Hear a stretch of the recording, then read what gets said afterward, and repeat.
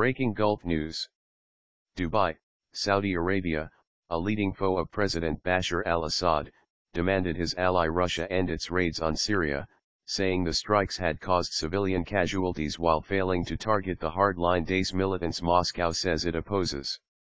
In remarks at the United Nations in New York, a senior Saudi diplomat suggested both Russia and Al Assad's other main ally Iran could not claim to fight Daesh terrorism at the same time as supporting the terrorism of the Syrian authorities. Saudi Ambassador Abdallah Al Mouallimi expressed profound concern regarding the military operations which Russian forces have carried out in Homs and Hama today, places where Daesh forces are not present. These attacks led to a number of innocent victims. We demand it stop immediately and not recur. As for those countries that have claimed recently to join in the fight against Daesh terrorism, they can't do that at the same time as they support the terrorism of the Syrian regime and its terrorist foreign allies like Hezbollah and the Quds Force and other terrorist sectarian groups, he added in comments broadcast by Saudi-owned Al Arabiya television. Lebanon's Hezbollah Shiite militia openly fights on behalf of Al Assad's government, and the Quds Force, part of Iran's elite revolutionary guards, is also widely believed to be aiding Damascus.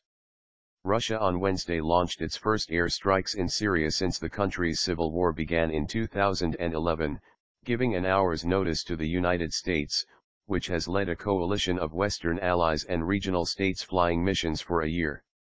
Russia's move looks likely to chill a tentative détente begun this year between Russia and Saudi Arabia despite their backing for opposing sides in Syria's conflict and their differences over the issue of Iran's nuclear program.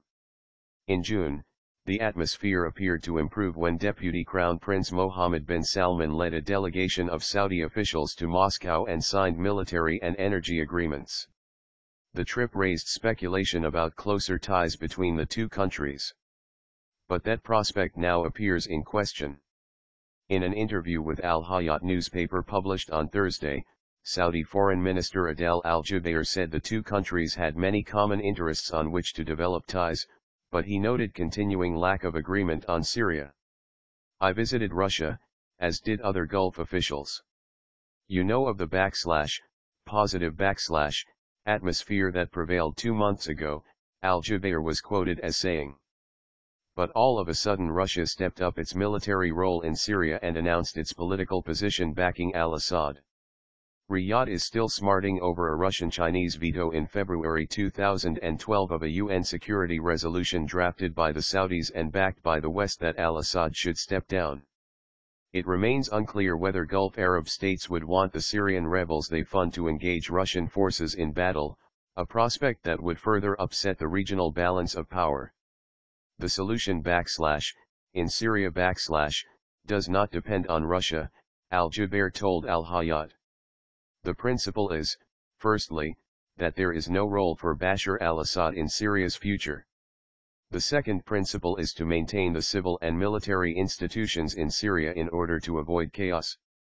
A third point was to form a transitional council of all Syrians to help Syria move to a new stage, he said.